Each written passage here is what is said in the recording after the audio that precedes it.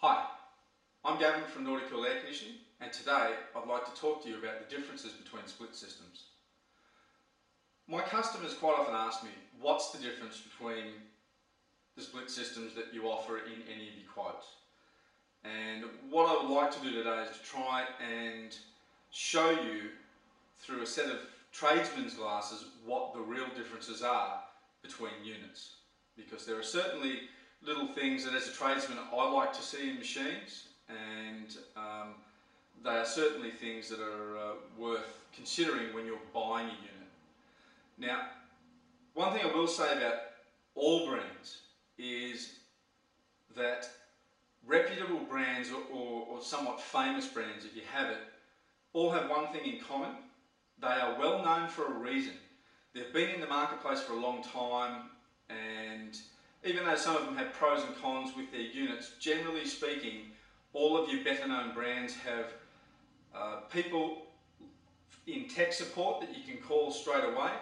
They keep warehouses full of parts, and generally speaking will bend over backwards to make sure that the customer's looked after.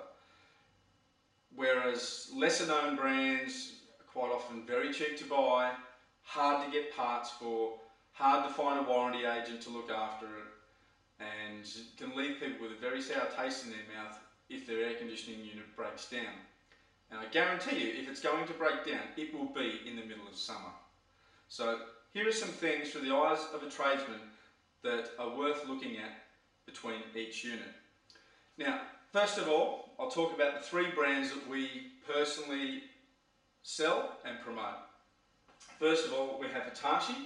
Hitachi are an extremely big Japanese company, probably not as well known in Australia for air conditioning as what they are power tools and stuff like that, but make no mistake about it, they make fantastic quality product.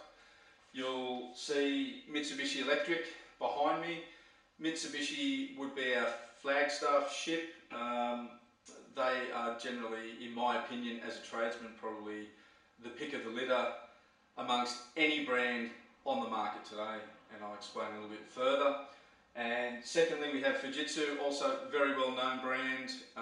You would have noticed the commercials with Mark Taylor, and they're very big on sponsorship with car racing and things like that. But today I'd like to walk you through a couple of things to look for, or some of the things that I look for when I'm selling a unit. Now, first of all, one of the things I'm going to show you is their construction for protection of vermin. Now, this is one of the really big things that is one of my pet hates, is geckos and frogs and rats and mice and snakes, lizards, you name it, we've seen it all. And one of the things I really look at in a good quality unit is how all the circuit boards are protected, and so that lessen the chance of anything like that getting in. And today we'll go through some of that. Also too, another thing that's worthwhile noting, in my opinion, is that corrosion protection is quite often something that's forgotten about, but make no mistake about it, if you live near the ocean, these things will corrode away on you like there's no tomorrow. And there are certainly, it's worthwhile thinking about the corrosion protection of these units. So before I go any further, let's have a look at each unit and the pros and cons, and you can make up your own mind from there. Firstly, we'll start with my Hitachi units. Hitachi units come with a epoxy resin coated outdoor coil. Now, all the fins on an outdoor unit are paper thin aluminium that's connected to copper pipes running through it.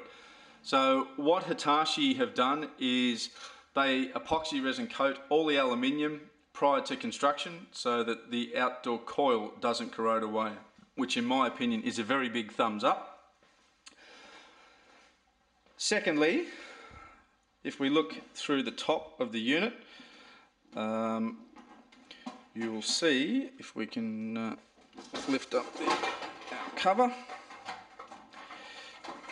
you can see that the circuit boards of this unit are housed quite well in a metal box, and there aren't too many places where vermin can actually get in. As you can see, where the cover crosses there is a slight chance that something could get through there, and some of the entries for cables here. Other than that, the whole box, sorry, there's a tiny one there as well, but other than that, the whole box is really, it's quite well sealed. You'll see there's a couple of little air holes towards the back to let it breathe, but aside from that, there really is not too many places that vermin can get in there, so that gets a pretty good thumbs up from me. You will, however, see that there are numerous boards in this unit. This unit is, you'll see there's a circuit board up here. We have a circuit board here, which would be your control board. Sorry, I think that's your inverter board, and here's your control board. So we do have multiple PC boards, which isn't great for diagnosis. As you can probably imagine, when we're testing these boards, there can be multiple problems in multiple boards, and quite often can be quite difficult trying to pinpoint the exact board with the problem. Sometimes it's more than one board. So in my opinion, that's a bit of a negative for Hitachi, in that they do have multiple boards. I would like to see one entire board, which would help it a lot. But just back on the vermin thing, you will also notice that the board is face down, so that the live side of the board is very close to the bottom of the unit, which, if geckos and frogs did get inside it, it's hard for them to crawl underneath there to the live side of the board, where that's where the damage really happens. So with Hitachi, thumbs up for vermin protection, and I guess a thumbs down for the fact that it has multiple boards. We'll move across to Fujitsu. As you can see with the Fujitsu, it's a considerably smaller unit. Now, I should have said before that I should have described that what you're looking at is 3 7 kilowatt reverse cycle units from 3 different manufacturers, and as you can see, there are considerable size differences. So depending on how much room you've got, that could also be something worth thinking about. But as far as looking at it through the eyes of a tradesman is concerned, the Fujitsu unit, if we pop the cover off the printed circuit boards, you will also notice that Fujitsu units have multiple PC boards, which again isn't exactly ideal, because it can lead to misdiagnosis of one board or another. So that's not exactly great, and they do lend themselves, as you can see, the cover sits on the top, and there are plenty of places for vermin to enter the unit and to get in there and cause damage. So I guess they could certainly do with some better vermin protection there. I do, however, like the fact that the boards are lying face down, so that the live side isn't exposed, and we can work on it. It's very easy to work on because of the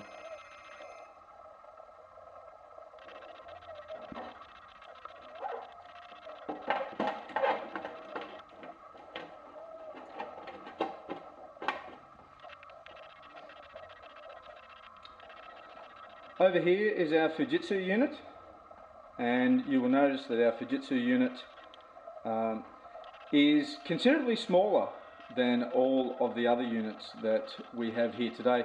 So I should have said before that I'm comparing 3 7 kilowatt units from different manufacturers. So it is an apples for apples comparison.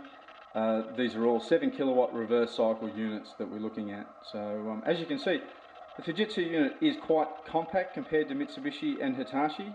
That can quite often be a great thing if you're in a really tight space. But we'll investigate as to what we think about it in general. Now, looking at the unit, you will see that this is where the lid peels off the circuit boards.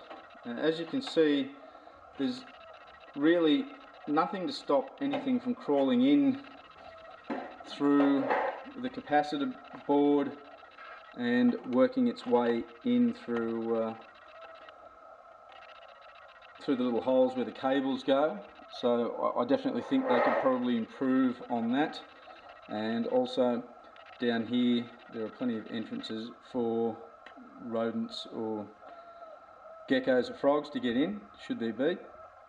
Now, one thing I do like though is that the live side of the board is down on the bottom. Now the live side of the board, to show you what I mean by the live side of the board,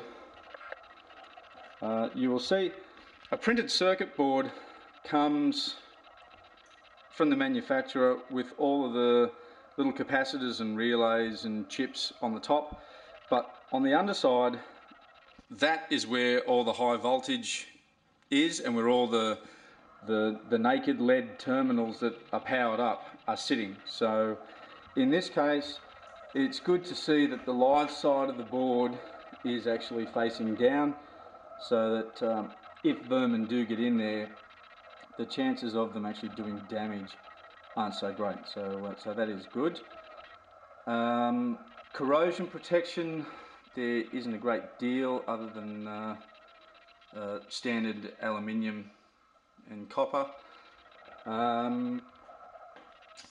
As far as the three boards are concerned, again, a lot of inverters have three boards: noise filter board, control board and inverter board. Again, this is a three board system which, in my opinion, could be improved. Misdiagnosis of three board systems is always a concern, because sometimes it's very difficult to pinpoint exactly what board has the fault. So that's our Fujitsu. And last but not least, I will open up our Mitsubishi Electric. Now, Mitsubishi Electric, in my opinion, is the pick of the litter, and for a couple of reasons why.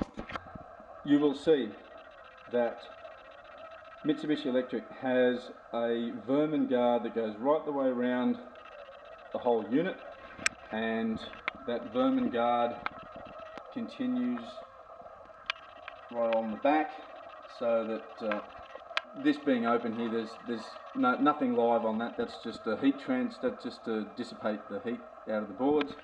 But as you can see, this vermin guarding allows the heat from the PC boards to dissipate. But the biggest thing that you'll notice about the Mitsubishi Electric is there is just one PC board.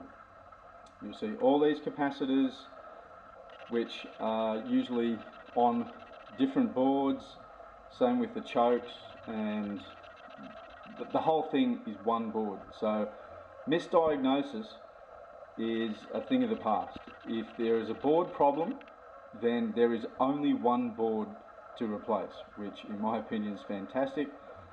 And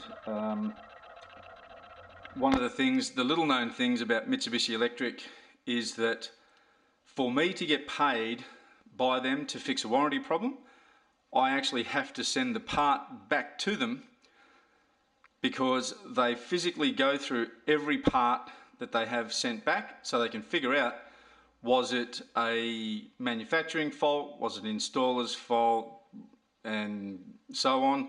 That way they can continually improve on their product, whereas most other brands, and I really do mean most other brands, simply send you the parts and the faulty parts you just throw in the bin. So they've really got no way of testing what their units are actually doing, whereas Mitsubishi take a lot of pride in what they're doing. And they are extremely easy to work on. As you can see, I can get my hands in, I can work on, I can test it. They are really easy to get to work on, and they are a quality unit. If I was to pick holes in any of their manufacturing, it would be simply the fact that the unit doesn't come with corrosion protection. They're like most manufacturers, and they just simply make standard aluminium and copper coils, but we can actually do a corrosion treatment on them if you so wish, but that would be about, in my opinion, about the only place that they really need to improve their product.